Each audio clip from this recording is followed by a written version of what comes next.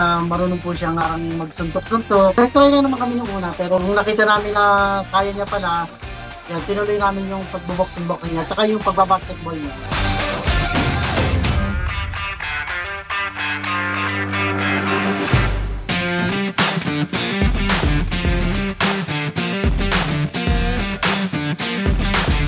Ah, 23 po sila lahat.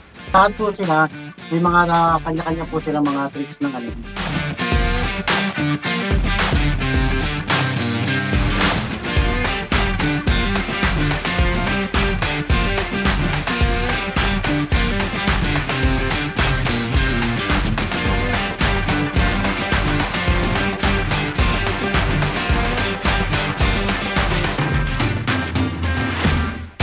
Wala po kami anak, kaya po sila na po yung tinuturing na po namin ng mga anak po na kasama namin sa bahay.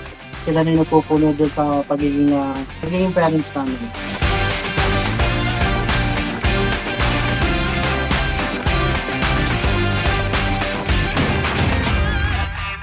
Yung magkaroon silang sakit, kumbaga yung nakakabalisa sa tuwing makikita natin na iba yung kondisyon nila, yung hindi nakakop doon sa kilos nila. Yun yung pinakamalaking challenge na nararanasan namin.